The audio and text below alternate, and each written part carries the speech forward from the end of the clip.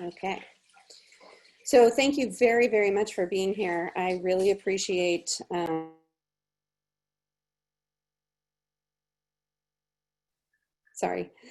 I really appreciate you coming out tonight, and I really appreciate all the feedback that you gave from the survey. It was really very helpful. It's all on our website, and it is 113 pages, but there was great information there. So it was really nice to see where all of you are, where all of your thoughts are about how we're going to figure out our fall plans. I will start tonight with a little bit of a spoiler alert, is that this isn't kind of a big reveal about, hey, this is exactly what we're doing in the fall, because what we're presenting are options that we will be presenting to the board on Tuesday, and then the board will make the official decision. There's also going to be one more survey that's going out immediately following this presentation, and there's going to be a chance for additional input after you hear what you hear tonight, so that the board has that before they make their decision on Tuesday. So what I'm going to do is very quickly share my screen, and I'm going to take you through the presentation. It will take about 20 minutes possibly, and then of course, as always, we're going to have a lot of time for Q&A and chat and any comments that you have.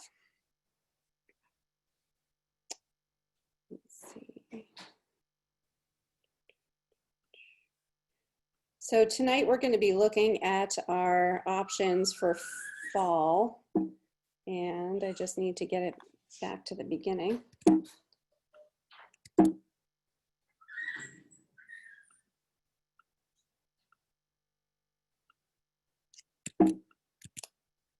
Sorry. Of course, when you do the trial run, it lands on the last slide, right? So you have to go all the way back. So tonight we're going to talk about our fall 2020 reopening options, and this is really to give you some information about the committee that are Safe Return to School, the work that they have done, the incredibly hard work that that committee did to wrestle with a lot of information as we move forward. I don't know if any of you know the book 3 Cups of Tea, or the work of Greg Mortensen, but when that came out, that was one of my favorite books. This was a picture that was associated with some of Greg Mortensen's work. If you don't know who he was really instrumental in helping to allow girls access to school. This particular picture was taken either in Pakistan or Afghanistan, I think. And what happened was these girls finally had access to the local school. A river came through and actually wiped out this rope bridge that they used regularly to be able to get to school. And they were so incredibly excited and determined to be at school because they had that opportunity, that this is how they climbed across this almost torn apart rope bridge to get there. And this picture has come back into my mind after many, many years, because while we don't have this exact situation, it feels a little bit like we've had something incredibly traumatic in many ways happen to our public education system. But we definitely feel from our community that there's a need to try and figure out how to cross this bridge and how to still make sure that we give access to school to all of our children. And in many ways, that's just a beautiful thing. I want to talk first and set some context in what the things that we've been dealing with. When we look at public schools have been designed to maximize building capacity, to have a high dense population in those schools, because we want to share resources. We want to share personnel, for example, paraeducators. We want to schedule them so they can be in multiple places throughout the day. We want to share resources, not just the facility, but also equipment and supplies. Share all space. You know, for example, you have one cafeteria and people rotate in and out, and schools, especially in the last 10 or 20 years, have really emphasized collaboration as one of the most important life skills that we can have. And we look at sort of the then and now public schools upon opening must de-densify all building capacity. There is no sharing of resources. We have to highly limit personnel sharing. So for safety reasons, there's no sharing of equipment and supplies. no sharing of space unless it is absolutely vital, and we are now told to discourage collaboration. So for any educator who's operating in the world these days, this is a paradigm reversal from everything that we have ever been philosophically believed, or anything that we've been taught about how we best operate. A little bit of virus information just for context between then and now. I think the last time that I had we had more of a big forum, it was when we were about to move to remote instruction around March 15th. At that time, New Hampshire had 1 confirmed case, and we had 6 total cumulative cases. Just for some perspective here, when we're talking about our consideration of reopening on August 4th, the August 4th board meeting, we have, as of yesterday, because they're not posted till 8 p.m. each night, yesterday we had 31 new confirmed cases in New Hampshire and 6,513 total cumulative cases. So it's interesting just to look at that historically in perspective of where we were when we decided to go remote and where we are now, where we're considering reopening. The Safe Return to School Committee is just an incredible group of educators. You should be so proud of all of them. Being in Grantham is just an asset to the whole community.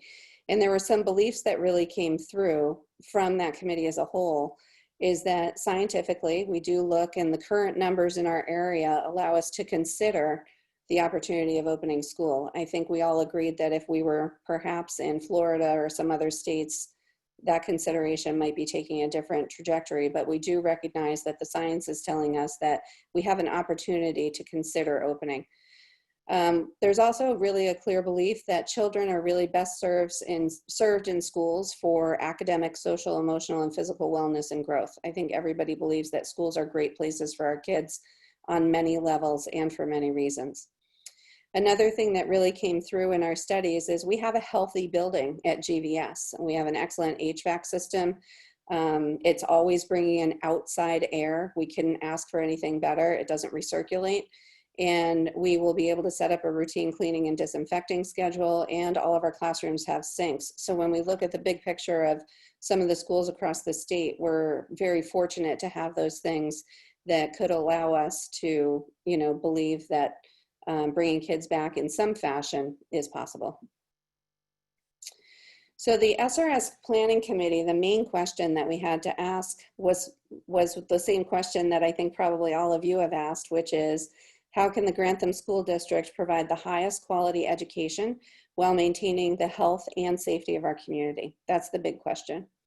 So we started off with some guiding principles and mindsets, and we embarked on this work with these guiding principles and mindsets. And I do have to tell you, whenever I present, I usually never have this much text, but I know that this is going to be put out there and recorded, so I felt that it all needed to be there. We believed, even before we started working, we had belief that all work must involve stakeholder input, and we have all of you to thank for that, and a lot of staff input. All recommendations must be aligned with evidence-based best practice and pandemic health and safety guidelines, and with the full recognition that they could change throughout our work, and they did repeatedly, and after, so we adapted as we needed to, and my feeling is we will probably have to adapt again with new guidelines that come out. All recommendations must take equity into consideration. We can't leave people out who might be marginalized for many different reasons. And all of our recommendations must fit into a flexible and adaptable model that's based on the changing needs of the virus in our community. I think we all came to the table with the expectation that we need to follow what's happening with the virus, and that means that flexibility and being able to adapt is going to be key. And planning for flexibility, this is a quote, we didn't talk about this on the committee, but this is one that I have found in my own research on this. If the plan doesn't work, never change the plan, never change the goal. And I think that's what our SRS committee really did, is that we changed the plan and changed the plan, and we may have to again, but we never changed the goal. And our goal was providing options for a plan that meets our goals and that's flexible to what we know might be coming. So our goal, again, is the highest quality education while maintaining the health and safety of our community. So Two options for reopening, meaning bringing students back, will be presented to the board. However, we all recognize that at any time there would be the potential need to go fully remote. If we find that New Hampshire spikes or our area spikes, there's a surge in any way in any way, shape, or form, we fully recognize that we may need to do a little bit more of what we had to do last March and go fully remote. The only thing that I can tell you is that if that happens, we are going to be much better prepared for it, as I'm sure all of you will be too. So we have three, well, more than three, but we have three really key considerations for Grantham Village School that continued to bubble up in all of the SRS committee work. One is, if you just take a look at our student numbers, when we were at this stage last year, ready to open the 1920 school year, we had 240 students scheduled to enter GVS. And at this time this year, we have 275 students who are currently registering to attend at GVS. It's an increase of 35 students, and both of those numbers include our preschool. So they both include who we have for preschool in that. So there's no distinction just because we started that preschool program. The second is our staffing numbers. So in any regular year, we have the staff that we need to run the school efficiently. We have just the right amount of staff and probably just the right amount of flexibility if we need coverage here or there. During this year, we have to carefully reallocate staff to maximize both educational benefit and safety, which means that staffing has become a really key consideration for Grantham Village School. We don't have so much flexibility that we're going to be able to consider anything without considering staffing. I've had a lot of people discuss the idea of substitutes with me. Substitutes present several concerns. One is just the general availability for their own health risk. In a very good year, we still have a hard time finding subs for our school. And this isn't a time where people will really be clamoring to go into Grantham Village School and sub. Subs also have another consideration where the more unknowns, these are people who are not completely, I mean, they're known to our community, but they are unknowns in terms of, are they subbing at other schools? Are they working someplace else? What other kind of contact do they have with other people? And that could increase the health risk to others, and also the quality of education. So we can't be in a position where we suddenly think if we bring in a lot of subs, that the education is going to stay the same. So it's not just about putting bodies in there, it's also going back to having the quality of education that we would like to have at Grantham Village School. The other one that I really want to emphasize down here is behavioral decision making. If we set up a system where our staff is going to make decisions that might not be the decisions we want them to make, then that's not a good system. So for example, if I have to tell staff that if we are down, I don't know, I'm making up this number essentially, if we're down 3 teachers, we can't open, we have to go to remote learning. If I say something like that, we have a lot, as you know, of incredibly dedicated teachers who might come in with a sore throat or a minor fever or a sniffle or something like that. So my belief and the committee's belief is that you need to set up a system that allows people to do the right kind of decision making that we need to make now. So that's another key reason why staffing is going to be incredibly important. The third main consideration is basically that while we know that school is critical and essential and we have all those beliefs, when students do come back to school, it will not look like school. So here is a picture of one of our classrooms at GVS that we started to use as a model of what a classroom might look like if we have to clear out and remove all of the things that we would need to do and have 6-foot separation between desks. So we do need to understand that while we do love and support the idea of students coming back, it's not going to look like Grantham Village School has looked like every other time prior to March. With any model of in-person instruction that we'll be proposing, we will be following the 3 W's. It will be wash your hands, strict hand washing and hygiene protocols, watch your distance. We will be practicing 6-foot distancing for all staff and students. We did discuss the 3 feet models, and the 3-foot model is not acceptable to the committee's recommendations.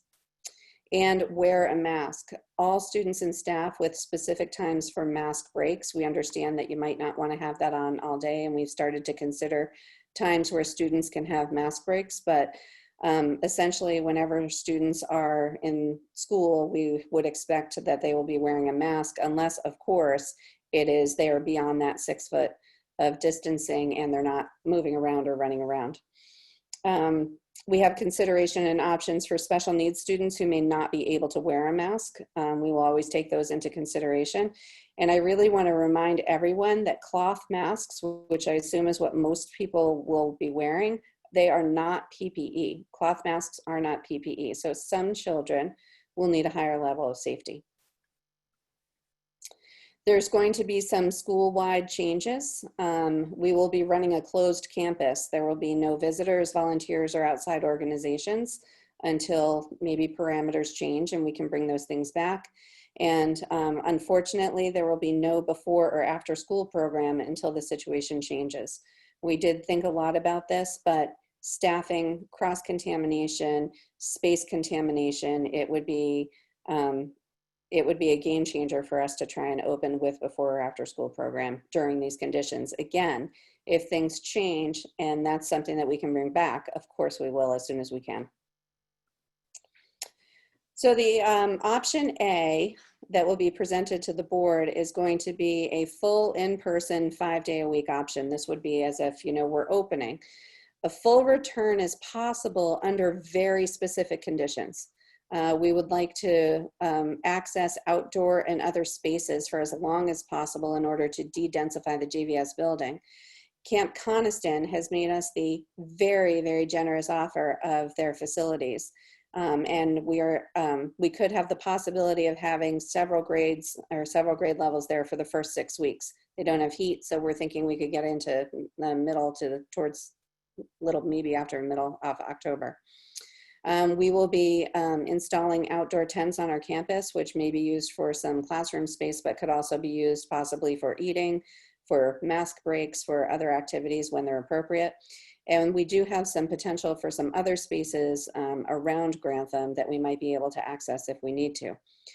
So space is really not a consideration for us. So again, if we're going back to the capacity to staff, we will need to have about, or at a minimum, 25% of parents choosing to keep their children home for remote instruction to be able to bring everybody back 5 days a week without having staffing capacity considerations or problems.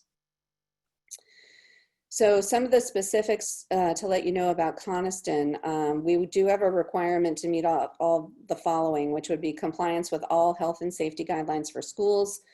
Plus we would have security on site, a nurse or an LNA on site, and additional custodial services for that site.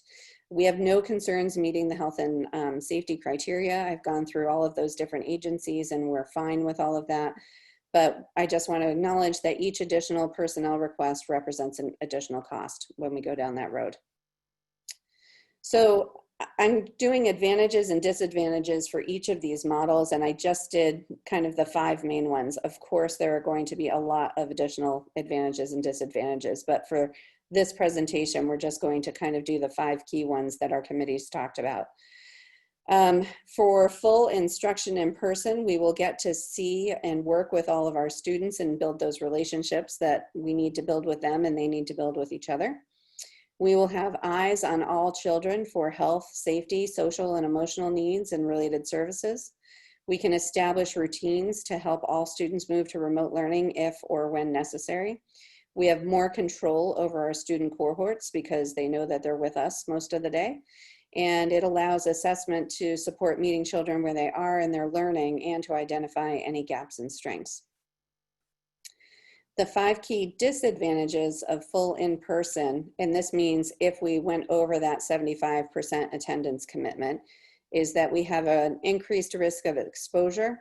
We would have close to zero flexibility with staff and a high need for substitutes. We would bring all students back and then most likely move to remote learning quickly, and opening will even be in question based on some people's need to quarantine post-vacation, post bringing kids to college, post all of those other things where we're supposed to be quarantining. All classrooms will need to be emptied out, and it looks much less like school. Plus, we have the intensity of needing movers and storage to do all of that. And it does represent increased budgetary needs. Option B is a hybrid option, and it would look like this.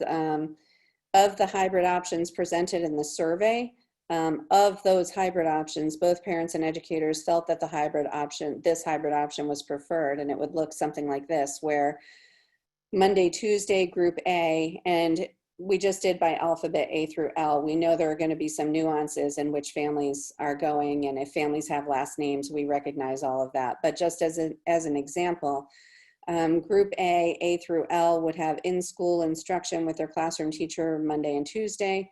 Wednesday would be all remote, like our flex day last year, but probably some additional things happening on our flex day. If we go hybrid, our teachers will be designing flex day together.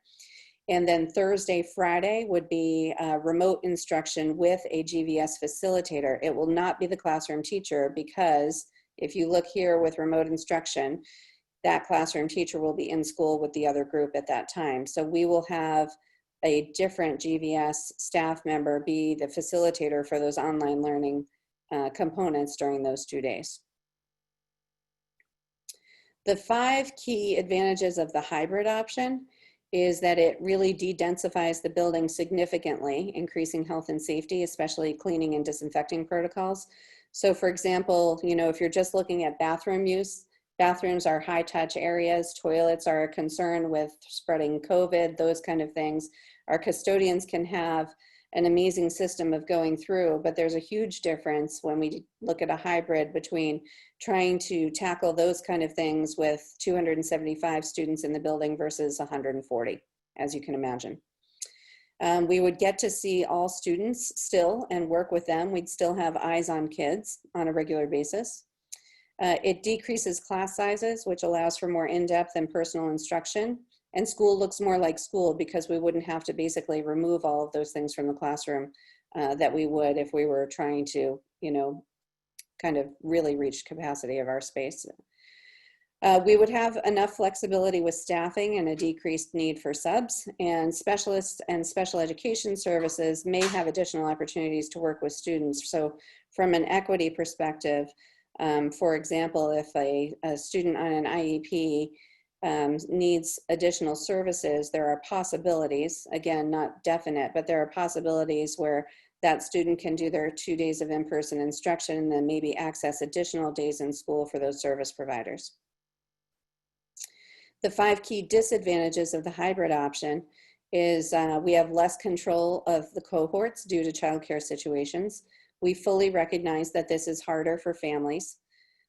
We would need to change some schedules for holiday weeks. So basically, if we have a lot of Monday holidays, we would need to make sure that we change the schedule on those weeks so that the one group would be Monday, Tuesday, and another group would be, Tuesday, Wednesday, another group would be Thursday, Friday. We understand that it could be more difficult managing schedules for instruction and assessment for all staff and students, and including tech device transfers between home and school. And another disadvantage is that we wouldn't get to see students every day. The way that I think between I know that everybody's instinct really is to let's get everybody back there. But I think a lot about Newton's third law, and every action has an equal and opposite reaction. It is my belief, from what I've projected and what I've looked at, that if we try and get everybody back quickly and right away, that we will be going fully remote sooner. And with a hybrid, again, a slower action in means that I believe that we would be able to sustain schooling longer and not need to go remote for much longer than if we tried to push it and try and get too many people in there. So we do have additional remote options. One of the things that came through very strong in the survey was a lot of parents emphasized wanting to have a choice to send their children back to in-person instruction, because we know that some of our families don't feel comfortable sending their children back. So there are a few options that we have on the table for that. We plan to run a GVS remote academy. We will offer through Grantham Village School the option for those parents and guardians who don't want to send their children back to access VLAC's online charter school through the state, but Grantham Village School will provide a VLAC's facilitator and liaison to help you with this. So you would always still have a contact at the school. We would also hope that these students can still participate in all other remote options with their class when possible. So there's a couple of issues here. Two things that I wanted to bring up. One, we really want to be the person to facilitate this for you, because it's our belief that when this pandemic is over and when we can resume school with some more normalcy, we still want to have contact with all of those kids. We don't want to sever the relationship. We want our community to stay together as much as humanly possible. The second reason is honestly just a taxpayer budget consideration, which is if you do VLACs through us, we will still receive adequacy money through the state for your child. If you choose to simply write a homeschooling letter and not do anything through us, which of course you always have the option of doing, then we would lose that adequacy money. So for example, if we had 20 students who decided to do remote instruction and they did not do it through GVS, the taxpayers would lose about $80,000 that would have been coming to us from the state, just as a ballpark figure. Another option for remote instruction is a GVS remote classroom. And again, this will depend on how many families are choosing to have their kids in in-person instruction and how many people choose to keep them home. So depending on the numbers of those returning to school, if we reach a 30 to 40% threshold of students in any given grade who choose to go remote, what we will do is we'll pull one of those grade level teachers from GVS and we will run a remote classroom and an in-person classroom. The range in there is 30 to 40% because, 30% going remote for a class that has 42 students in it is far cry different from 30% for a class who has 28, and how many in-person students would be left with the teacher still doing in-person instruction. So that's why we have the range in there. But if we do have a grade level where that happens, then we would still want to offer you the GVS in education with that classroom teacher, but we would just run it remotely. One of the big things that came through is how much we need to be in this together and how much this has to be a community effort. While we realize that school has a tremendous responsibility, the responsibility really is on everybody. The main things that we're going to need from all of you are what we're going to call the 3 R's, which are reliance, reaction, and responsibility. And for reliance, every family, every staff member is going to need to rely on each other. We will rely on all families to screen their children before sending them to us and to quarantine under our recommendations when we recommend it. We will ask all of you, and I know we can't mandate this, but we will ask all of you if we're returning to any kind of in-person instruction to do as much as you can to quarantine your family for the 2 weeks prior to school. So that we can have a successful opening, and we will have daily screenings via an app with a temperature check.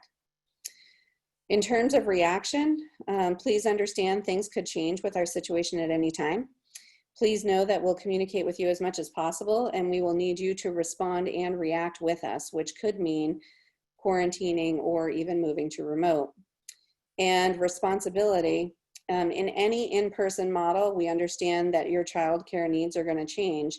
We want you to use each other, use this community. We have an amazing Grantham Village School community. Please use this community and each other to arrange bubbles or zones of your own for childcare, which is going to minimize the potential spread of the virus, and it will give everybody ready information if we have to move to contact tracing. Just, I know some of you have asked about the budget implications. These are just some preliminary budget numbers. If we were to return to full in-person education, that means exceeding that 75% capacity. It would be at a minimum an additional $58,165.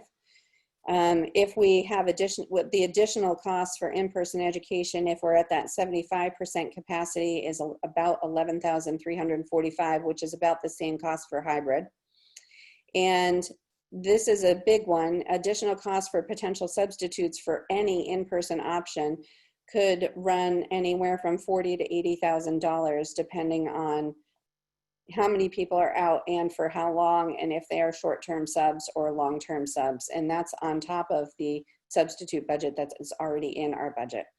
Additional costs for remote are zero. There wouldn't be additional costs in the budget for moving to remote, mainly because we were able to do it and get the devices that we needed last spring, so we could be ready to go for that. There would be changes to the calendar and start date. We have a lot to discuss about this with the board and with our teachers and everything, but as a preliminary idea, I would recommend that we move the start date to a new teacher day, August 25th, that we have 6 teacher days to prepare, and those would be the teacher dates. The governor has granted all schools an additional 3 days on top of any student days that they would normally have in the beginning to use for helping teachers get prepared for this situation and prepared well. So I would take advantage of those. And then a start date would be September 3rd if we are coming back full in person at that 75% or less capacity. If we're hybrid, I would recommend that on September 3rd, Group A comes in, and September 4th, Group B comes in, and then we begin the rotation the following week with September 8th and 9th A, and September 10th and 11th B, because that's Labor Day weekend. So that's the first time that we would miss that Monday.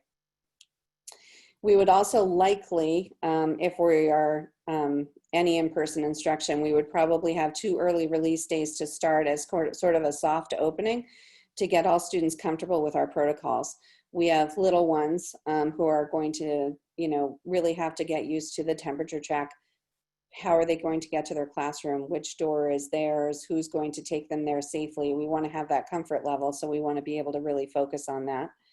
And we have the potential of needing 2 professional development days, possibly towards October.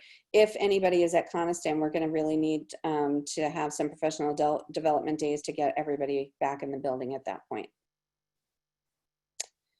So in any in-person model, we'll have to follow a cohort model. Students won't share objects or desks. They will remain in their classroom with no shared spaces. That means eating lunch in their rooms. We're going to track their movement patterns. Specialists will push into classrooms and most likely stay with 1 or 2 grade levels for at least 2 weeks to minimize cross-contamination. And certain grades will be assigned to use certain bathrooms, and then drop-off and pickup procedures we will need to design to maintain physical distancing. Parents and guardians won't be able to gather and chat, and parents may not walk their children to the school. We will need them to come from the car or the bus. Quarantine and testing has been a really big topic, and the symptoms of COVID-19 in children are probably, they're different than what they are for adults. It presents differently in many cases, and this is the list of the symptoms of COVID-19 in children. We will need to send your child home if they show any of these conditions. The hope would be that you wouldn't send them to school if they have them, but if they are there and they have any of these symptoms, then we will need to send them home, and then we will have to ask you to follow quarantine procedures for how and when they come back to school. I really wanted to emphasize how much work our SRS committee did on social emotional learning, because this is a lot. It's a lot for us. It's also a lot for kids. Regardless of any model that's chosen, the Grantham Village School is committed to prioritizing the social and emotional needs of our children. We will begin the year with a Choose Love program, which is sponsored by the state of New Hampshire, and it's a specific social emotional learning curriculum designed about the pandemic and what it means to go back to learning. Meals, regardless of any structure we're in, remote, hybrid, or full in person, we will continue to provide meals for all GVS students on the free and reduced lunch program. And transportation has also been a big topic. Only about 10% of our families said they would absolutely need transportation or their child couldn't get to school. And the current parameters we have with our first student bus company is they're going to request that kids use hand sanitizer before getting on the bus. Hand sanitizer will not be available or allowed on the bus because it is a fire hazard, it's a safety hazard. There are a lot of things that they went through the list with me where it's not good to have that hand sanitizer on the bus. We're going to request that everybody stand 6 feet apart at the bus stops. All riders must wear a mask on the bus and sit in assigned seats. Right now, the numbers for bus is 24 students per bus, but we could possibly have more because siblings are allowed to ride together in that same seat. But it's obviously greatly reduced from the transportation that we can usually offer. And I asked, but just to let you know, there is little to no hope for an additional bus and a driver. Again, that's something in a good year. We're lucky to have the great bus drivers that we have, but they are not easy to find and will be much, much harder to find given our current situation. Couple of other things for this year, because a lot of people have talked about assessments and finding out where students are when they return to school. So the Commissioner of Education announced that all students will participate in the fall SAS interim assessment. So we will be working with that in the fall. And our staff will be using their own classroom assessments to try and find out where they are with learning, especially after last spring. You're probably wondering about the next steps. So there are 3 main next steps. One, after this, I'm going to be sending out a non-committal survey prior to the board meeting.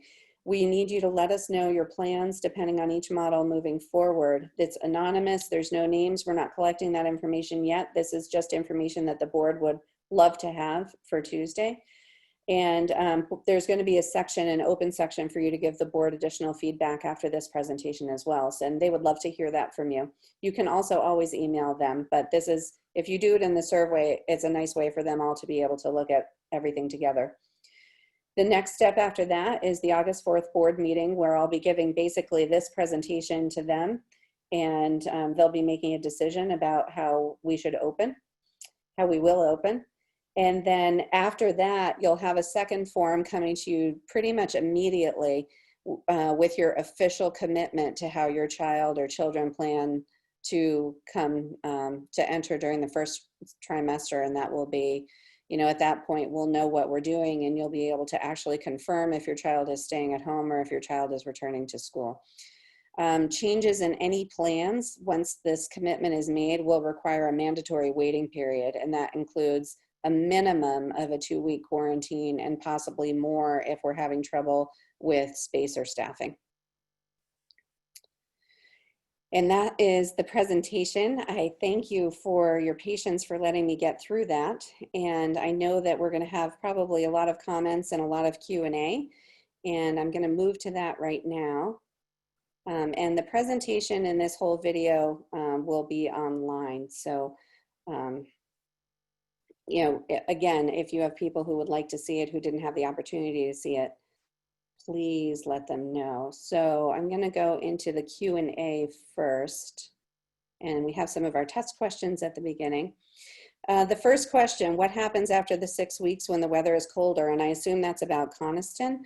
Yeah, so we know that we will probably get about 6 weeks out of Coniston. There's no heat there, and also the bus travel on that road will limit the time that we can be there. So at that point, the expectation is that we would have to have everybody back at GVS or in additional spaces around Grantham, other spaces that we might be able to access. Jen Furland is asking, in the hybrid option, would or could we still use Coniston? My answer to that would be, I would love to use that space as much as possible and make it really conducive for our teachers to use that space. I feel so thankful that Coniston has offered us those great facilities, and it is so much healthier, we all know, to be outside and like that. So as much as we could use Coniston, even in a hybrid, I would do everything that I can to encourage that.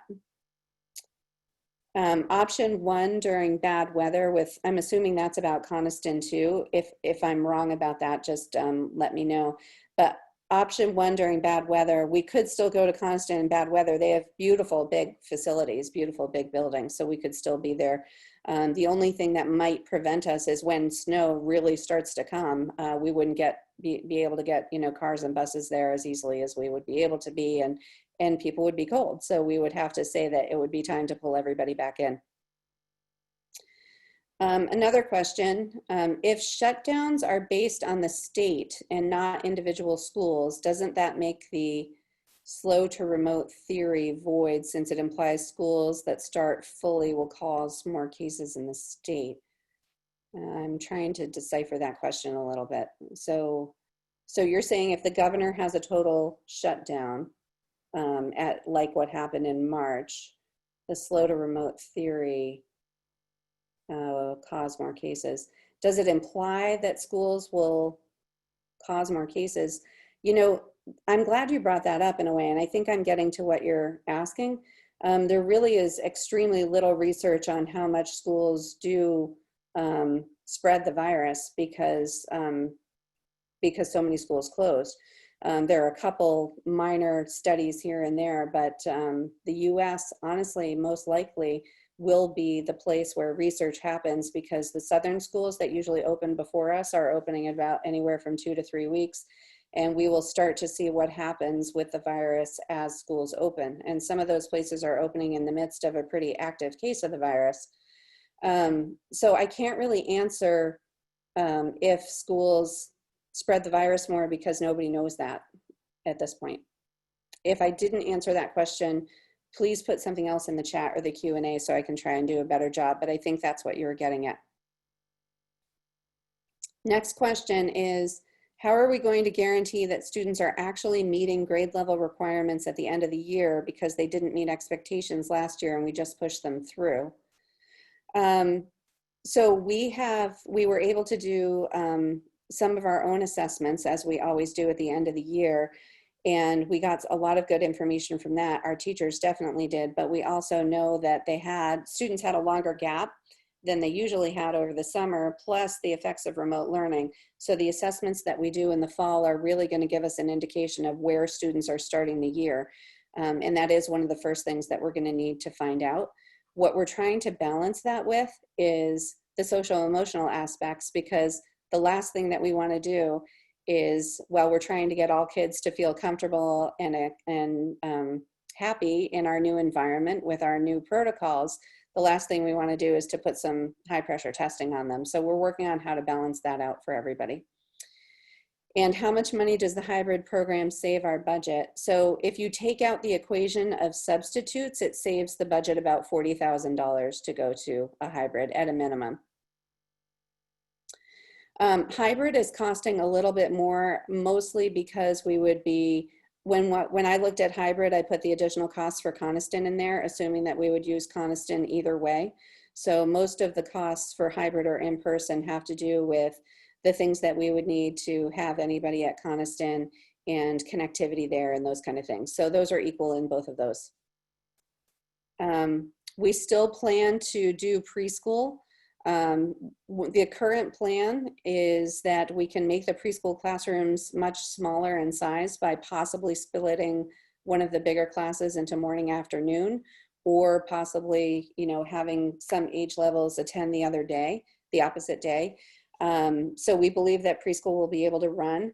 I have not thought about the costs going down, but I would suggest that if that's something that you would like to request to the board, that you put it in the survey that I have, and make sure the board knows that that's something that you're considering, or that's something that you would like to see. Every kid with a runny nose goes home. What if they test negative? So right now, what the state is telling us is that you can't test out. So that there are certain quarantine procedures and protocols that are going to have to be in place. And those are, it's like a flow chart, and you'll all be able to see the flow chart when I present to the board. But it's basically a flow chart of whether somebody is symptomatic or not symptomatic and how long they have to stay out of school. but we will be sticking to the state recommended quarantine guidelines from Dr. Chan at DHHS. And the current recommendation is that people cannot test out. And we do know there's going to be exceptions. We know that we have students with asthma and that they're going to sound raspy and short of breath. And we're going to be able to work with those situations as much as possible. But I can tell you that we will have to err on the side of caution, especially since kids are they're much more asymptomatic carriers, we know, than adults. And that we have to, respect the safety of everybody else and everybody else's family, of the kids in the classroom and the staff in that classroom. The final commitment will be due. We're going to put a deadline of Friday after the board meeting. So we need to get it fast because we need to plan. So it will be that Friday. If people absolutely positively need an extension until that Sunday, we can do that, but we are going to need to know pretty quickly what your commitment is going to be for the fall after the board decides. The next question, what about LMS and LHS students? Any updates? How will transportation work for these students? I know that Lebanon is working on their plan just like we are. And I do also know that we plan to provide LMS and LHS transportation as much as we can, but given the fact that we do have to reduce the number of students on those buses, is going to be probably the biggest factor for us. But somebody last week asked if GVS were to go completely remote and Lebanon Middle and High are open, would we still provide buses? And the answer is yes. If school is open, we will still be providing buses for those students. However, we'll still have to go by that 24 student per bus rule. And will buses still have earlier routes to LHS and LMS? I haven't heard anything about a change in start time from Lebanon yet, but if that happens in their planning process, we will, of course, try and cooperate and do what we can to work with them. Is there an option to start with option A, then move to option B, or do we have to choose one or another to start? So that's a great question. And one would be we try and bring everybody back for 6 weeks and then move to hybrid, which is I think what you're asking. There is a chance to do that. However, our staffing is so tight. I honestly wonder if we would make it that 6 weeks without having to go remote or hybrid sooner, because we would be losing staff and not being able to find substitutes due to illness or quarantine or a variety of other reasons. What are quarantine expectations? Many of us are working over the summer and have kids in daycare. Some are planning local vacations with social distancing. So the quarantine expectations, like I just talked about, are kind of a flow chart. Some are 10 days, some are 14 days, some are if you're symptomatic and you have a fever and then you have a negative test, you can come back. So there's no one straight answer on that, but I can tell you that we will plan on following the New Hampshire DHHS guidelines for quarantining in schools. I teach in a local district. This is the next question. I teach in a local district. I'm concerned about what my child will do on his hybrid days off if my district is having me teach in person or on opposite days of my child. And I know that that's a concern. And our committee talked quite a bit about childcare, and we certainly recognize that it's an issue. I myself have been a working mother of 3 kids for the last 15 years, so I personally understand what the childcare dilemmas are. And that's where we really feel that this is the partnership with the community, and that we're hoping that the community will be able to work systems out where you will be able to help each other with childcare. And unfortunately, if we're focusing on the essential aspect of opening school, which seems to be from the survey what everybody really wants to happen, there are some things that we will not be able to control. And I wish I could, but we're not in a position where we could do that. VLAX, next question. VLAX told me they're only offering elementary education to supplement public school education. Are you sure it will meet the kids' needs and state requirements? Their elementary curriculum won't be available online until after the board meeting. So VLAX gave a pretty significant and thorough webinar last week. They have hired, I think they said 52 new teachers and are creating full curriculum for K through 12. It's raining and I don't know if the noise is bothering you, so just give me a second. I'm going to close my door.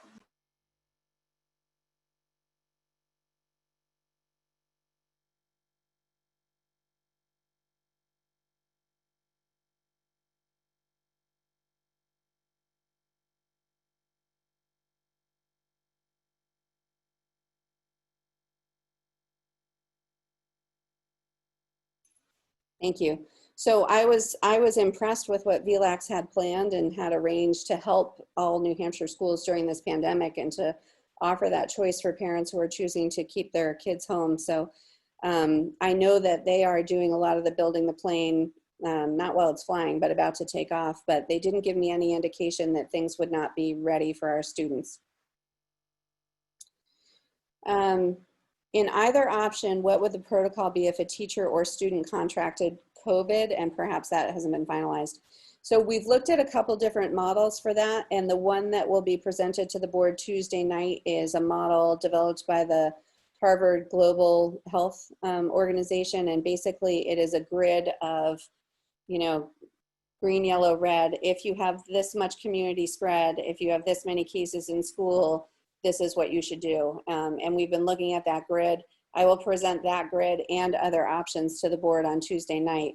My other aspect of that I'm going to be presenting is that I believe that we should on a regular basis have a committee that meets maybe every week if we need to, who looks at our situation, looks at our cases, looks at how our instruction is going, and looks at that grid and just has a continual eye on making sure that we can remain open with some kind of in-person instruction. Another question, if going to Coniston, where would the kids be dropped off? So there would be a few answers for this. One is parents would be welcome to drop their children off at Coniston themselves. Another answer is our bus company has agreed that if you're dropping off other kids at GVS, we can do a quick cleaning of the buses and put students on those buses and bring them over to Coniston. Our first student bus company has been amazing in working with us, and they just said, if we need to do that, we're going to help you make it work. So there'd be a few options for getting kids there and back. With the hybrid model, with the remote days, will they be structured? Yes, they will be structured. And actually, we've talked a lot about that. We know that last March to June, I can guarantee you that every GVS teacher did absolutely everything that they could to make it their best, but we also know that we learned how to make it better. So we have a lot of ideas on how to structure those days. But with that being said, we also know that some families relied on those asynchronous lessons that they could only do at night or on the weekends or have more flexibility. So we're going to try and work with a schedule with those where we can try and achieve that balance a little bit better. And actually, I should say the survey feedback we got about the pros and cons of remote instruction has been incredibly helpful. So we really learned a lot from that. That was good. If remote learning is an option and we choose that option, would our child still be able to access special education services? So I believe that is a yes, as long as you do it through us through VLAX. I think the only exception is that if your child receives paraeducator support, we would do that remotely because we can't be in a position where we're sending paraeducators to people's homes. But if you are still a part of Grantham Village School, then yes, we will still work with you to make sure that your 504 and special education needs are met. Do we have an estimate of what % of families plan to keep their kids fully remote regardless of GVS's decision? From what we got from the survey, it was about 10 to 12%, I believe. And then related, does 25% for each grade, 25% mean stay home, or can it vary over the grades? So basically, if it will depend on the grade of where people are out, because basically if we reach that threshold, we would need to, well, two things. We would need to move one teacher to be remote. If we're talking whole school, it could depend on that, and because the grade levels vary, but 25% is about the number that we'll be able to maintain our capacity and our ability to have flexibility with staff and hopefully keep things going longer. How are parents going to be able to work only 2 days a week while their child is in school at GVS and be home with them the other 3 days a week? Again, I know it's the childcare issue, and we certainly recognize that that's a problem. And again, we're hoping that the community will work with each other to try and figure out those situations and be partners with us if we go hybrid. That hasn't been decided yet, to help make those options available. In a multi-child family, is there a possibility of having kids in school on 2 different day schedules? No, we would always keep families together. So that's why we had talked about doing it by last name. And of course, we recognize some families have kids with different last names, but the families would stay together. If a child is sent home with a potential COVID symptom, does that require the whole cohort to go home until a negative COVID test is obtained? How long will a child be required to stay home in those cases if the parent chooses not to have their child tested? Again, that's on that quarantine flow chart, but what I can tell you about who goes home is going to be the work of that committee I was talking about and DHHS. So the second there is any kind of positive case in a school, the first call is to DHHS, and they will come in and they will make recommendations on which classes or cohorts or zones or groups or staff really need to stay home. Is there any consideration for face shields versus masks for younger grades and their teachers, since that's likely important for speech development and allows for better nonverbal communication? So there's a few things. We plan on having face shields available for all students, and students would be able to eat snack and lunch with just the face shield on if they're eating in the classroom, if they need to eat in the classroom.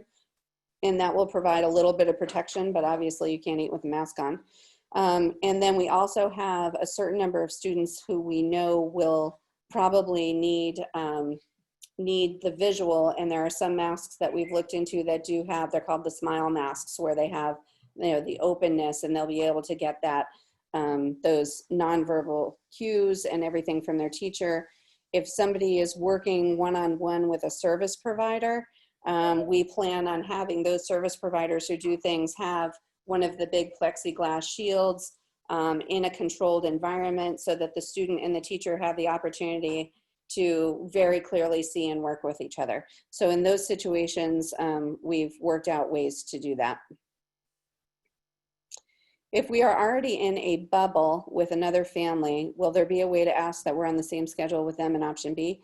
I would say it can't hurt to ask. You know, if that's the case, it really can't hurt to ask, because we know that depending on the grade level, that A through L and that M through Z doesn't completely line up to even classes. So if you ask and we're able to accommodate that, I would say please do ask. Is the option of letting younger grades, kindergarten and first, go back full-time and everyone else being remote still an option? These are ages where trying to do remote learning, especially while both parents work full-time, will be virtually impossible. We entertained that idea. There are 2 concerns with that. Those are some of our biggest classes, and so we would again have, you know, the issue of making sure that we can have the capacity and staffing for them and the appropriate space for them. Also, the survey showed a really strong emphasis that if any kind of hybrid is done, they want all of their kids to go on those days. You know, that nobody wanted, you know, 4, 5, and 6 to go on certain days, and K through 3 going on certain days, because then your family would be constantly on 2 different schedules. So we did look at that and tried to take those 2 things into consideration. Kindergarten mandatory in the state of New Hampshire? No, it isn't. If so, what would remote learning look like?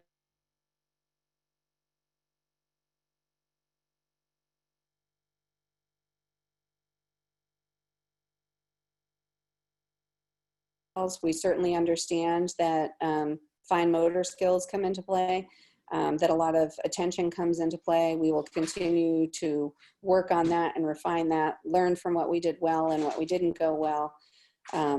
But again, it is not mandatory, and you would not have to have your student attend kindergarten.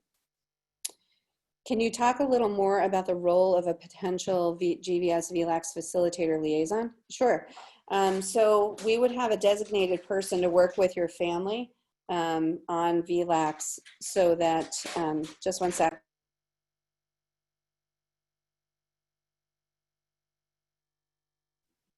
We would have the ability to have somebody work with your family, be a liaison with VLAX to keep in touch with progress, with assignments to places where they might need extra help, to see if there's connections that are happening in the regular classroom where we could do something else and help you make those kind of connections.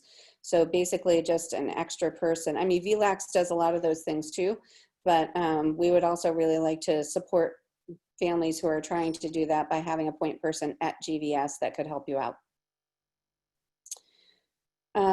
What will the preschool be like since the kids are already only 2 days or 3 days a week? We talked about that. So it would either be as it is now and possibly splitting one of the bigger classes into morning, afternoon, or possibly moving that bigger class and asking some of the other students to move to the other day schedule. If the hybrid model is selected, will GVS be able to help connect families with 2 working parents to help with remote learning? That's what I've said a few times now. That has to happen in the community. The school cannot legally be responsible for setting up your childcare situations. So I would encourage that we have a very strong, as I said, GVS parent community. We have a very strong parents Facebook page. I know that there are a lot of people in the community who will be able to help others start arranging these kind of things, but that does have to happen at the community level. If we go hybrid, is there any consideration for Wednesday instead of a flex day, be a group A and B alternate coming in on different weeks? This would allow parents who still need work more opportunity to work.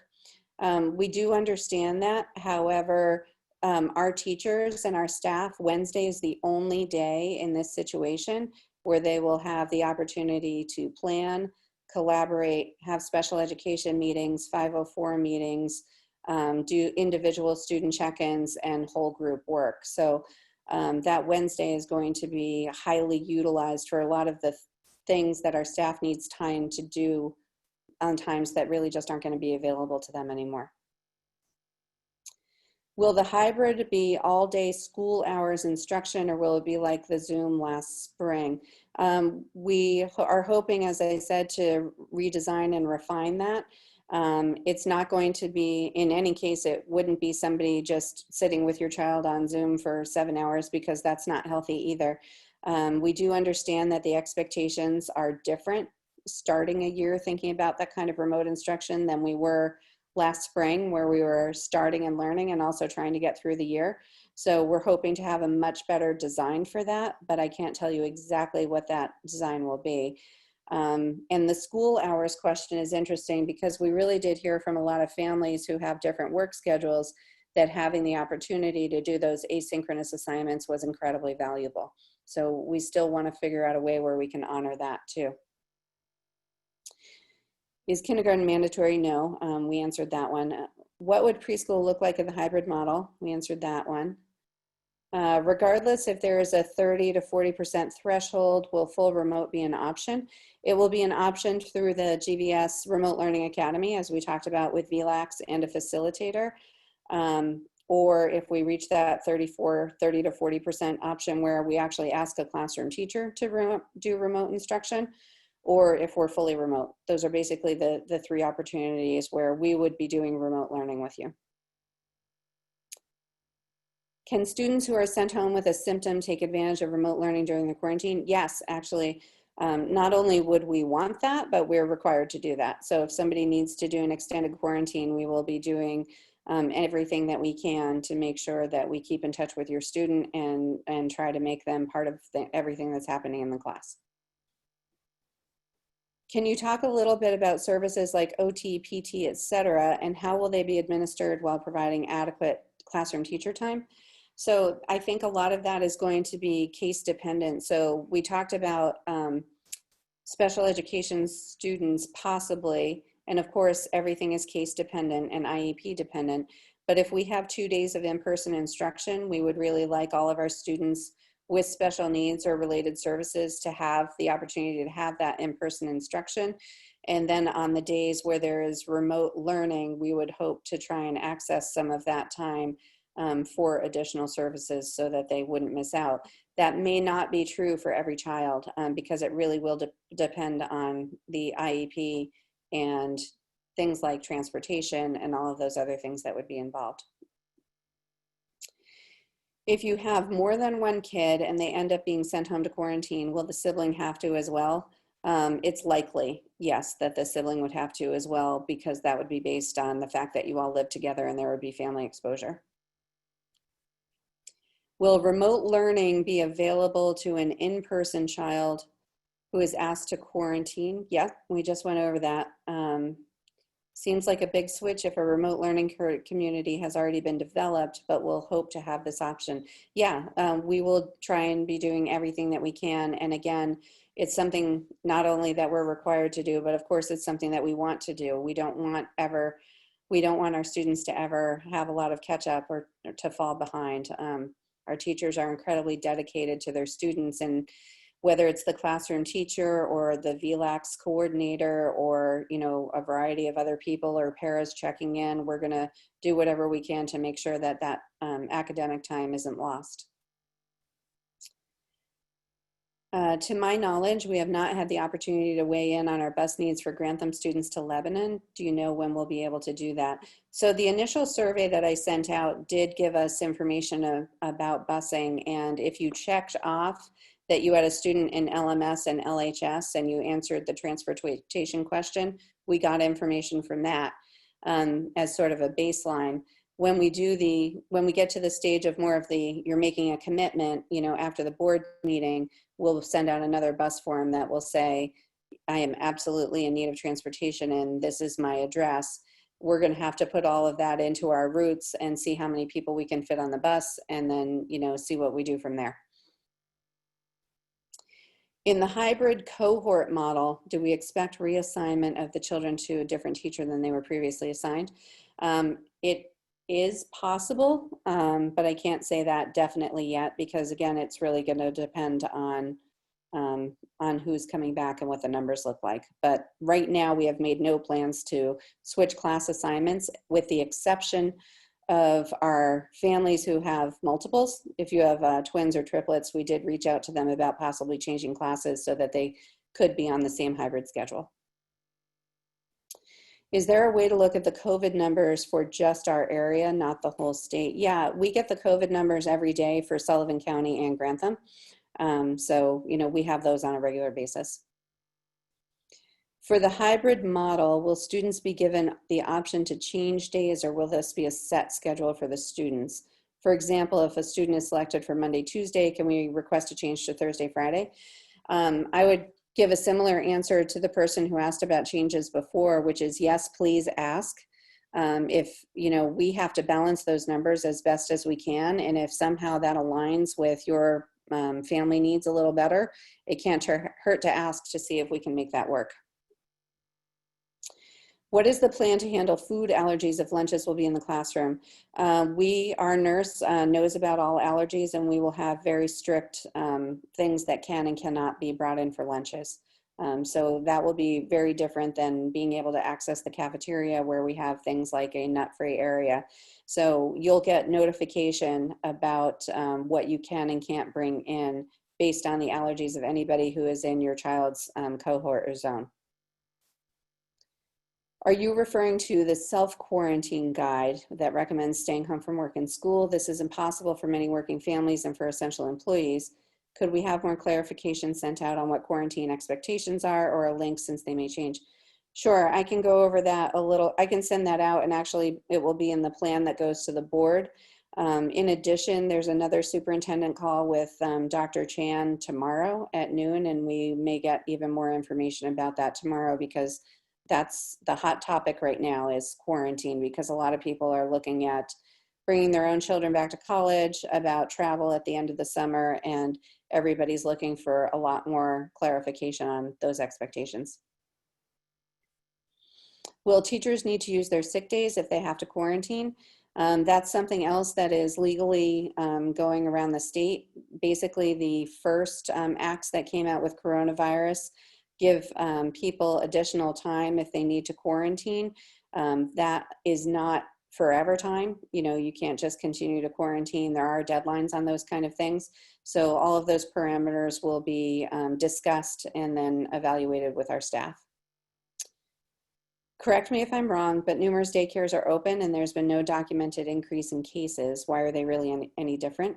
I would argue that we are not a daycare and that schools do run a little bit differently. And we are going definitely by the guidelines that our committee deemed to be safe. And we do realize that we have low incidence in New Hampshire, but we also have a responsibility to the entire community to make sure that we're doing everything and putting everything in place that's going to keep everybody safe. No question. Thanks for all your work on this. It's complicated and challenging. It is complicated and challenging. So thank you very much for saying that. Every time, I think you probably saw in my last letter, every time we thought we were getting towards, you know, the finish line, somebody moved the goalpost, and that's actually still happening. You know, there could be new guidance that comes out about quarantine even tomorrow. Do you have any idea which grades might be using Coniston? We explored the ideas of grades 4, 5, and 6, if anybody would be accessing those spaces. We do not want the little ones down there, basically because we couldn't provide the necessary supervision by the lake. So we do want the older students to be there, more the intermediate level. There were a lot of other hybrid options presented in the survey, and several others were only slightly behind in the 2-day on, 2-day off hybrid model. Why aren't any of those being presented to the school board as alternatives? We went with the one that was, our committee thought it was significant that that one received the most from both employees, from both families and employees. So we thought that there was a significant message in saying that that one would provide the most consistency in learning for our students. With the hybrid model, will there be an attempt to ensure that siblings be scheduled together? Yes, definitely. If we choose VLAX through GVS, what will that look like? Will we have set remote days working with a facilitator, or will it be more flexible like enrolling through VLAX? It will be flexible like enrolling through VLAX, but with our facilitator, we would like you to set the best times for you and that facilitator. I don't think it would do, you know, for example, me or our new principal, Kristen Reed, any good to get in the middle of that kind of scheduling. I would just suggest that you work with our VLAX facilitator to find out the best check-in and support times for your family and let that person create that schedule the best they can. Could Wednesday be a rotating day for hybrid rather than all remote, since there are weeks where Wednesdays would be used anyway? As I said before, that's the only time that our staff is going to have to do the other things that they would normally do when school is in person, and we are going to need that time. We realize that there are times where we won't have it on Wednesday. That's just going to make, probably knowing the GVS staff, everybody working that Monday or over the weekend to make sure that they can still do some things. Will the PowerPoint be posted to the GVS website? Yes, and the whole recording as well. How often are teachers going to be tested? Teachers are going to follow the same protocols as everybody else. We're going to ask them to stay home when they're sick. And they are, depending on their symptoms, going to work with their doctor to see if they need to be tested. Will teachers wear clear masks for children with hearing disabilities? Please include special teachers in this consideration. We want teachers to wear actual PPE. That's going to be our recommendation. And remember, cloth masks are not PPE, so we're going to ask them to wear PPE. So teachers will be wearing masks. If there is a case where we have a really special consideration for a special education student, we may consider, again, the clear masks, or the clear mask and a shield, or with specific work that's happening, the plexiglass divider. But I really believe strongly that we have an obligation to also protect our staff, not just all of the families in the community. We have to think of everybody. When you're talking about specialist teachers, if you're thinking about music, this has been a particularly difficult subject for us. The recommendations currently are that students are not to sing, they're not to blow into any instruments, and they're not to share instruments. So music education has been kind of heartbreaking, to be honest. Music in itself could be a benefit to the hybrid model because We might be able to offer music remotely, where Mr. Hafes would be able to probably do a whole lot more remotely than he would be able to do with students in person at this stage of the game. Not sure if you already said this, but with the hybrid model, what will the hours be for the school day? Well, during our usual hours, it would be our usual hours for in-person instruction. And again, we would be working on what the remote days would look like, trying to find a balance. And I know the balance isn't perfect for everybody, but really trying to find that balance between whole group instruction, small group instruction, assignments, check-ins, maybe specials, mental health check-ins, social emotional learning, and those asynchronous opportunities that we know parents need. There's never going to be a perfect balance in that, but we did get a lot of good feedback from you, and we hope to make that a much better situation for all of you in the future. To clarify, if a student has a runny nose, perhaps due to allergies, since that's a COVID symptom, they would be sent home. Yes, that's true. Since you cannot test out how long would the student be required to stay home, there's no set answer for that, because again, we do know that students have some pre-existing conditions, and you would have to work with the nurse and your doctor and to go through everything that you needed to go through until we were able to say, yes, you can come back. The main answer to this is that we need to err on the side of caution that a runny nose could be COVID. For students who receive mobility therapies that usually happen in more open spaces, PT, OT, orientation, and mobility, where would these therapies happen?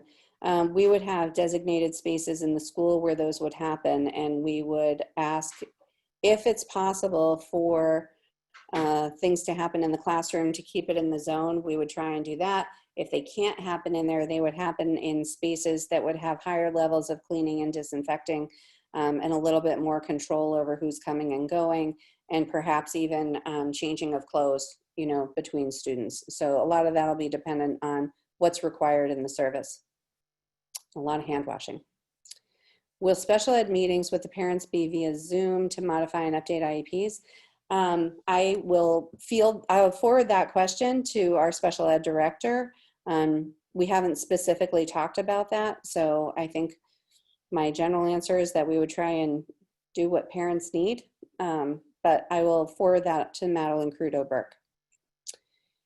If we choose to keep our kids home, would they still be meeting with their class on remote days?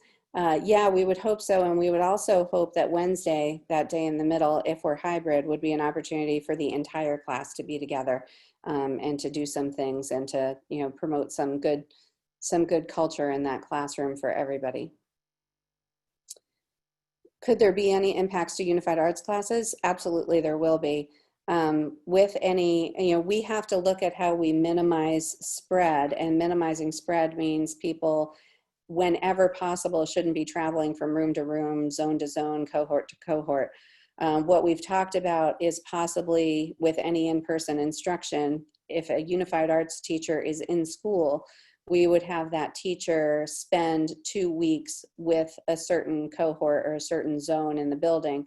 So, and work with the teacher and integrate lessons and do whatever the special is, and then switch to the next one for the following 2 weeks, because that's going to do a lot to minimize the possible transmission.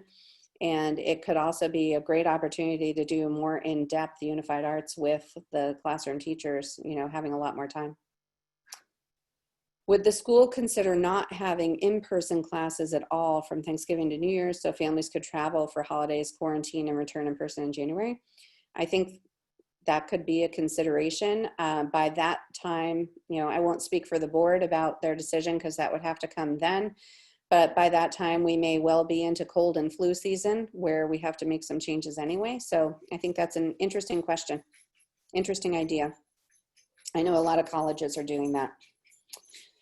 Will GVS families see the results of the next survey, specifically what % of each grade prefers Model A versus Model B before making their final decision? What happens if 100% of one grade wants Model A and the total is under 75%? Again, it's all going to depend on the numbers and if we can make it happen. And yes, you will definitely see the results of the survey.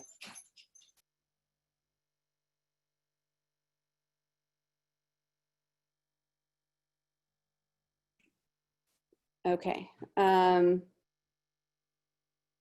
If we go, no, I'm unmuted. There's a thing up here saying I'm still muted. If we go for complete remote learning, do we have the option to change if things change? Not sure if this has been asked. Yeah, actually, that's a great question. And I think it's really important to remember that, because we may get into this situation and new research may come up that we can loosen some of our restrictions very safely. And if that happens, then we will absolutely start to respond to that as we can. If the threshold is met for GVS to offer remote, would the VLAX option be off the table? No, we could still do the VLAX and have a remote classroom. So I think both of those options could be available simultaneously, because the VLAX coordinator or liaison would not be that other classroom teacher. So we would still have the ability to have somebody at the school be in that capacity for you. Since each grade has 2 teachers, will each teacher take 1/2 of the alphabet, so this way there isn't possible cross-contamination in the hybrid model?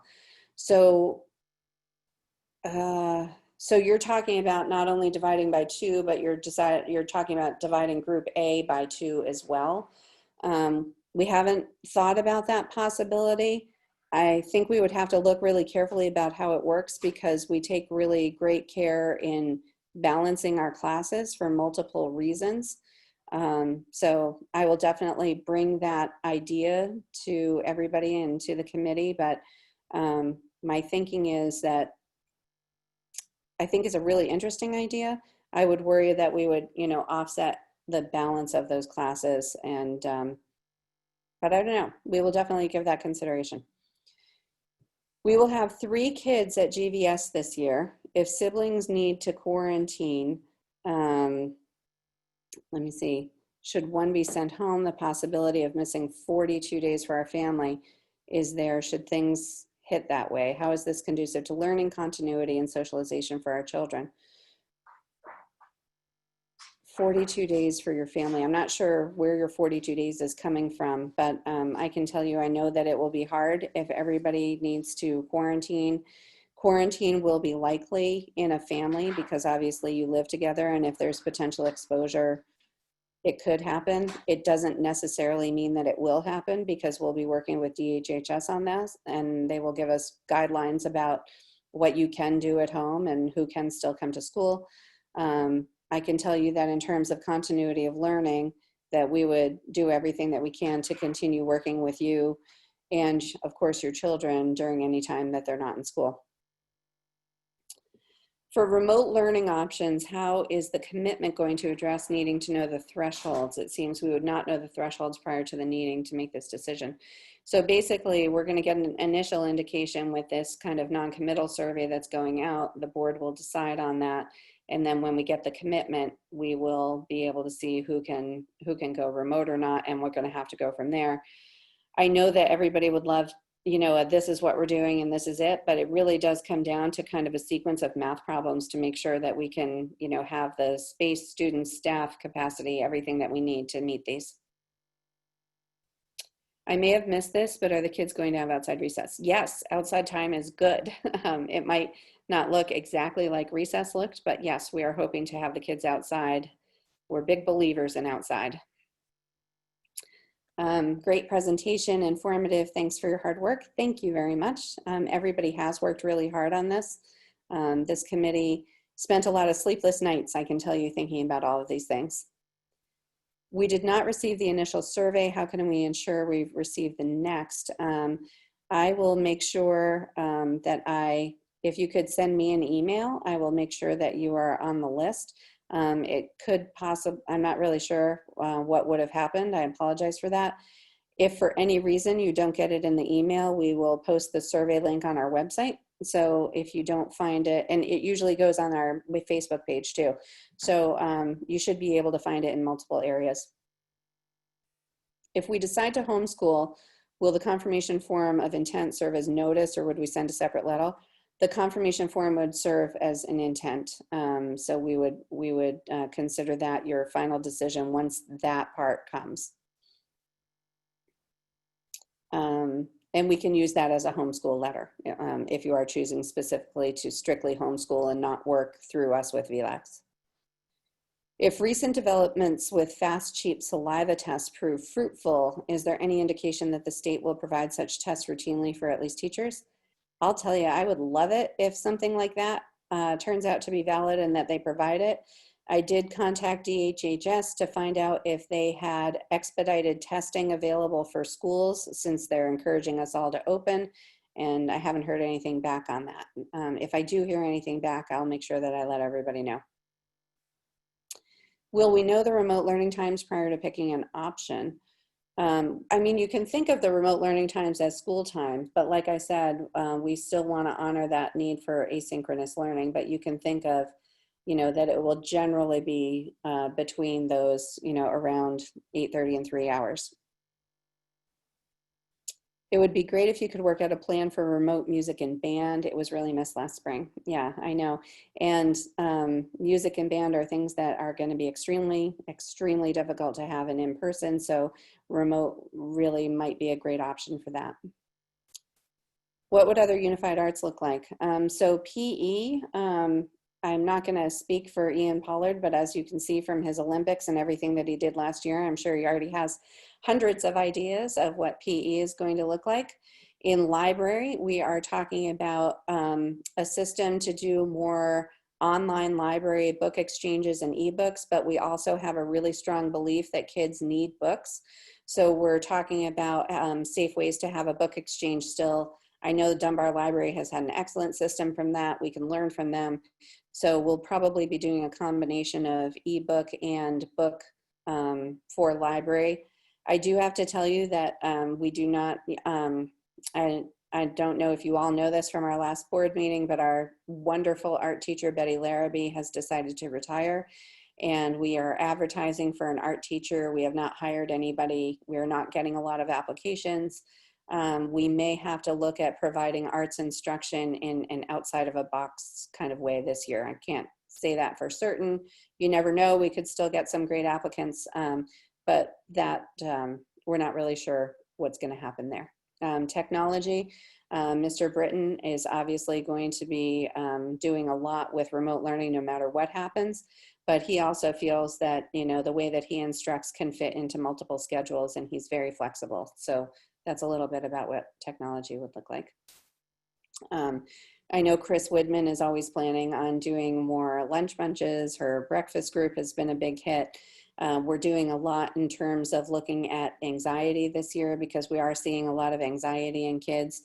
We're opening our year with Lynn Lyons for our staff and getting all of our staff a copy of her book so that we can be better equipped to how to help students with this anxiety.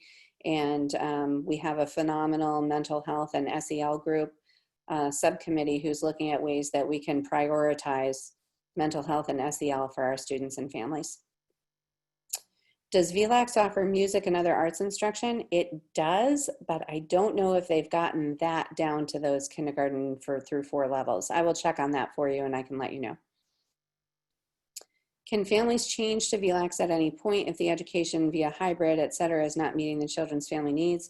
Yes, you can. The question that I asked on the VLAX webinar last week was, how often can people come and go? And they said they are extremely flexible. People can come and go as they need.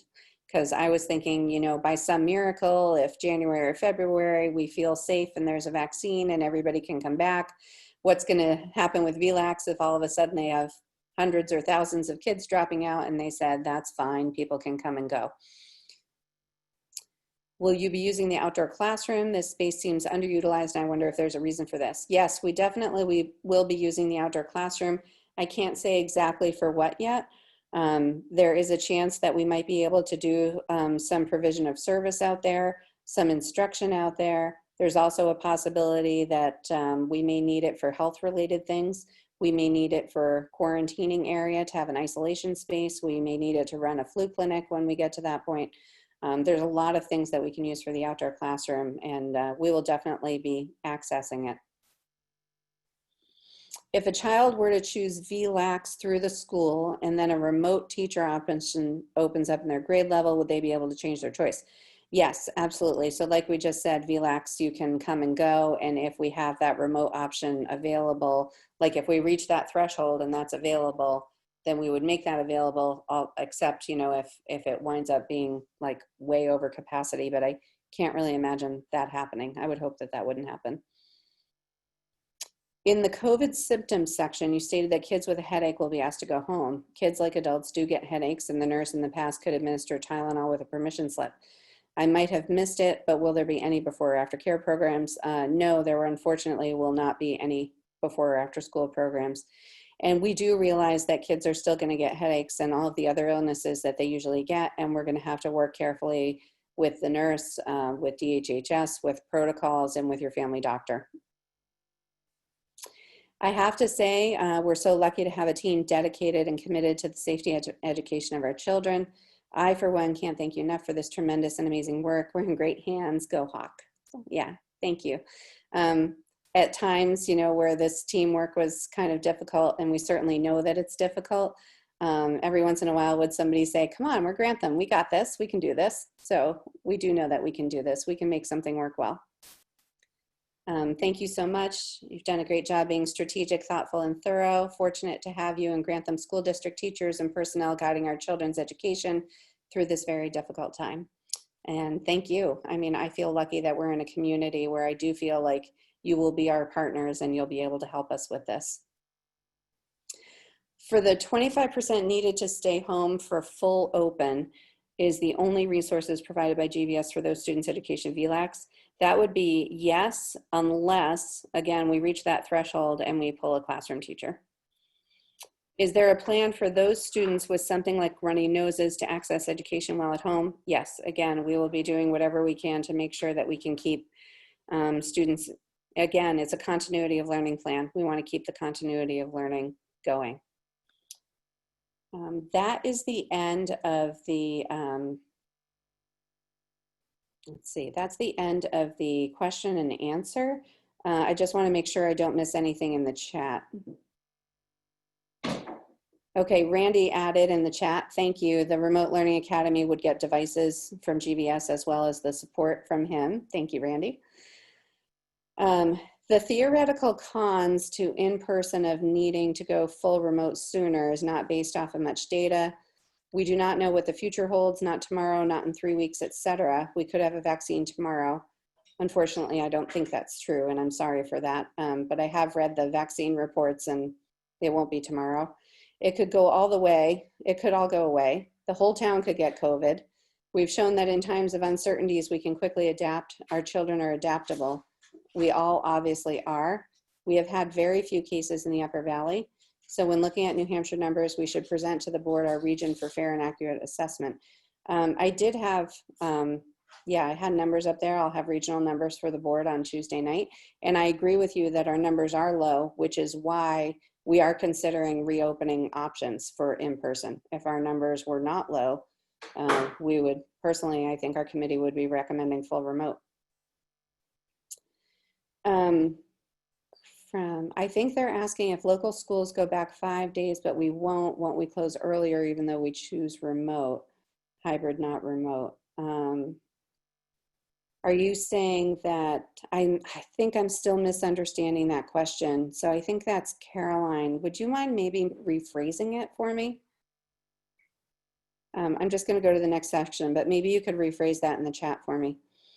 In the symptoms section, you stated that kids with headache, yep, we already went through that one. There were a lot of other hybrid options. Yep, we did go through that one. Before or after school, siblings scheduled together. A lot of these were answered in the Q&A. Flexibility in scheduling. Can students choosing hybrid instead of fully remote access VLAX courses? Yes, you can. You can always access some VLAX courses instead of all. Thank you for the presentation. Appreciative of the options, your time, and including the community. Thank you. If hybrid, when will we know which days our families assigned to? We would know that as soon as we get those commitment letters and as soon as we can process that, it won't take us long to look at that. And then I'm glad that somebody asked about making requests for certain days. So I will change that form. If we go hybrid, I'll change that form where people can make a request for a certain group. So thank you for that. Let's see. Since cloth masks are not considered PPE, will masks be provided by the school for students? We will have, so I'm excited to say this. So we have the Susie Stitchers in Grantham who have very graciously and wonderfully added or sewn 2 masks for each student, small, medium, and large, and put them in individual baggies for our students to choose. So I'm so thankful for that. In addition, the school is going to start with a purchase of about 500 cloth masks, and we will actually need to purchase thousands of disposable masks. So those are all in our budget numbers. Thanks to you and the planning team for providing us with well thought out and measured options. Hard work and comprehensive approach is greatly appreciated. Excellent presentation too. Thank you very much. I think the whole SRS team is on here now, so I will do a collective thank you for our whole working group. Sydney, fantastic job, great work. Thank you very much. Hopefully I did break it down for families. I know that people will go to sleep tonight and tomorrow think of more questions. So there will be a chance to provide more feedback. Okay, thank you for clarifying, Caroline. If Mascoma is doing 5 days, won't that negate any mitigation we do or lab or anything else? A lot of that, again, goes back to the reliance on how families are behaving at home and in public and what kind of procedures they have for hand washing, for mask wearing, for contact, for all of those things. There is no way that we can put a bubble over GVS and isolate the entire community, as much as I know a lot of people would like to. But we do, this is where we get back to that first R of the reliance. We have to rely on our families to follow best practices and to do whatever we need to do to make sure that we are not bringing anything into our community. And we recognize our parents work everywhere, not just in other schools, but in the hospitals and up at other places in Leb and Concord. There's no way to stop all of that, but we believe that the parameters that we have can do what we need it to do to mitigate circumstances so that we can have a successful reopening.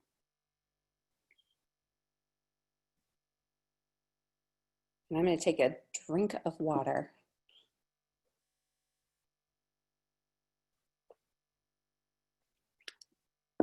Are there any other questions or comments? It was a lot. I understand it's a lot.